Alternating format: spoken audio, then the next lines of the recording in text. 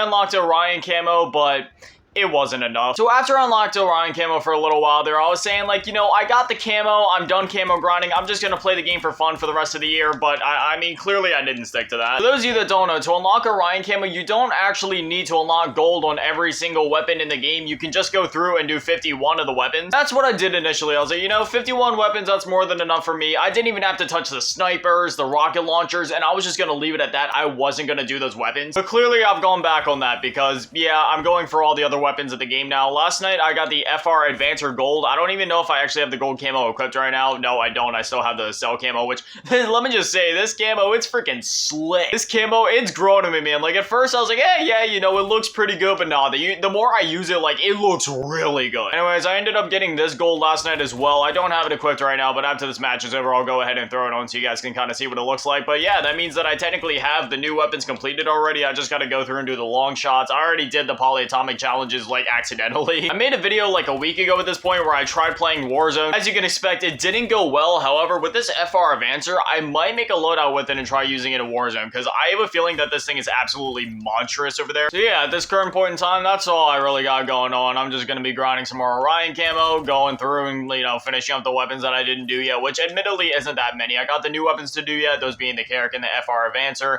I got to do the long shots for the snipers, which they have the shoothouse playlist on, so that'll be like no problem at all. I know that there's like those mastery charms or whatever in the game. That's one of those things where like I'll go for it passively, but I'm not gonna like full on go for it. That's just egregious. So if you were just clicking on this video or stopping by, you know, just to see what I'm doing with my camo grinding, well then there's the update. The rest of the video, I'm just gonna be doing what I do best and flapping my gums and talking about the most random things that come to mind, along with what I've been up to for the last week. So a couple days ago, I made a video called Gaming Setup / Office Tour 2023, and yeah, that video is outdated already. I ended up switching around so many things in my setup in the last couple of days ever since I made that video. So yeah, you know, if you want to know what my setup looks like you can watch that video, but it's extremely outdated already. I already added and changed and moved so many things around. 2024 is right around the corner, so you know, there's a couple of things that I want to move around and change and fix up and upgrade with my setup yet. So needless to say, by the time the next year rolls around, I'll have plenty to include in that like office tour. I'm the type of guy where, you know, I don't like spending money, so I don't spend money often, and I haven't really been spending that much money. I've just been taking like old equipment that I've had lying around in my closet or old things that I forgot I had and kind of like incorporating them into the setup to like upgrade them, because ever since I moved back in like 2020, I've still been kind of going through boxes and just trying to see like, oh yeah, I have that, I could use that. One of the things I've done in the last couple days, which it did actually technically cost me some money, but it was only about $20. Basically, I have two PS2s. I have one PS2 that can read disc, it works flawlessly, but then I have another one that doesn't exactly read disc, so essentially it's completely useless, because if you don't know anything about PS2, that was before the age of digital gaming. If you can't read discs on the thing, it's essentially useless. Here's gold camo in the FR Advancer, and I mean, yeah, it basically looks like gold on any other weapon in the game. But the two PS2s that I have, they're both the Slim 90,000 series, and if you don't know anything about that, basically they're incredibly difficult to mod. However, I ended up finding some workarounds with free DVD boot, along with, you know, ordering like a new Magic Gate memory card. When it comes to modding like memory cards, like it's recommended that you go with Magic Gate ones. It doesn't even necessarily have to be like an OEM black Sony 8 MB memory card, as long as it's a Magic Gate one, whether that be like the Mad Catz one or the other yellow one. I can't even remember the name of it off the top of my head, but I believe that those were the only 3 kinds of Magic Gate cards that were ever produced. The rest are just kind of like third-party knockoffs, and they can work,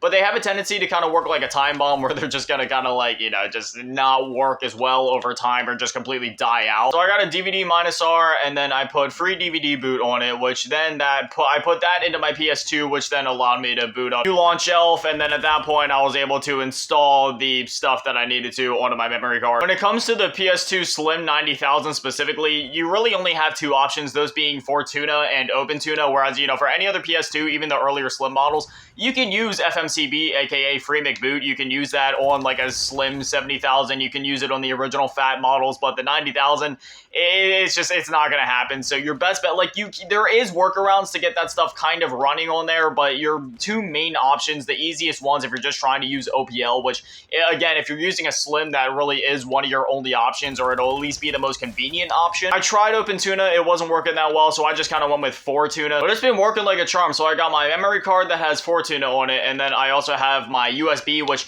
some people choose to run like OPL off of their memory cards. For me personally, I've been doing it off my USB. I just find that to work a bit better, and it's a bit easier when it comes to like upgrading and switching versions of OPL or just trying out different softwares like PS2, ESDL. So right now the setup I got going is again Fortuna on my memory card, and then I'm running OPL version 1.2.0, the beta, off of my USB stick, and it's been working like a charm. Again, you can run it off your memory card, but I prefer just to do it off of the USB, not only so then it's easier to upgrade, but also then it like, you know, that allows you to have more space on your memory card to save things. Not that that would be an issue, because let's be honest, like when it comes to game saves, they don't take up that much space, but still. I do like playing RPG, so when it comes to games like, you know, like Final Fantasy X or the Tales of games that are available on PS2, yeah, those are going to take up a bit more space than your typical like Lego game, for example, in terms of saves. I'm just telling you right now, if you try to use this FR Advancer, you have to use a 45 round mag. Like the 25 round mag that it comes, you literally can't do anything with it. The USB that I went with has like 128 gigs. I was gonna go for like a 256 gig, but like I didn't want to go overboard, just because when you use OBL, you have to convert your USB into FAT32 format.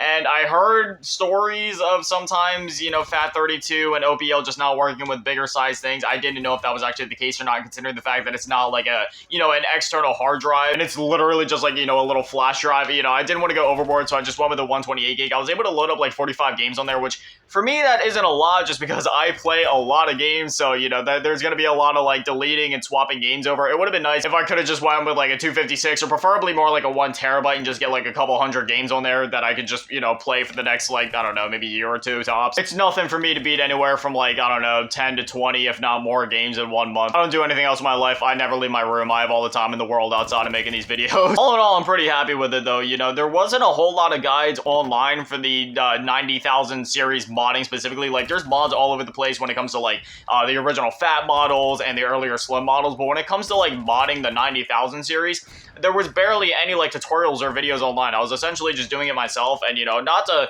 give myself too many props, but I'll admit, like, when it comes to tech stuff, yeah, I'm pretty smart, so I was actually able to figure out most of it on my own, thankfully. But if you're a beginner trying to get into it and you don't know your way around, like, you know, like files and figure out how all these like different programs and formats of files and such work, yeah, I'd imagine it would be a nightmare. But hey, if there's any of you out there that are into retro game, I can't even, it blows my mind that I have to say that the PS2 is retro, but technically speaking, yeah, a lot of people consider it retro, which makes me feel old, because that's what I grew up with. But if you have a PS2, or if you've been thinking about getting into the PS2, honestly, with how like expensive games are getting on the secondhand market, like if you want to get anything like Silent Hill or Futurama, or just like a lot of those like Spider-Man licensed games, like they're getting up there in price. So honestly, if you get a PS2, or if you've been thinking about getting a PS2, I can highly recommend either going with a fat model and getting free McBoot, or if you decide to get a slim model like Fortuna and Open Tuna, like despite what the internet may tell you, sure, it may be a little more challenging to mod, but that being said, it's not challenging at all once you figure it out. I just like the later slim models. There's something about the design of the 90,000 series that I really like. And plus, there isn't any like power bricks or anything. That's the main reason that I like the 90,000 series.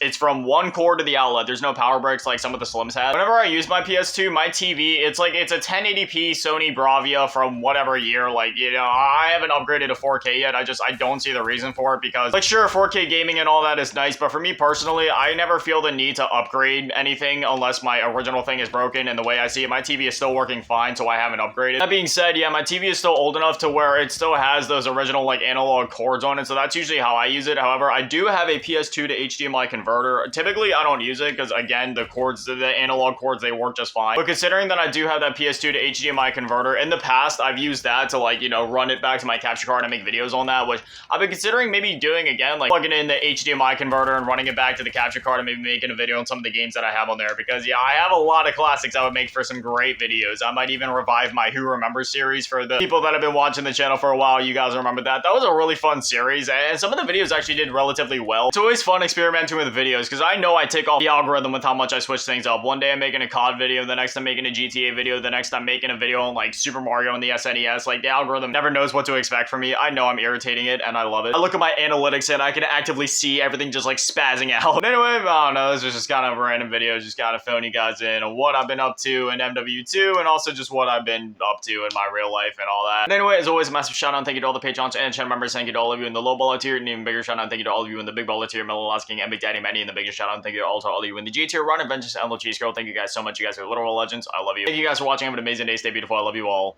Peace.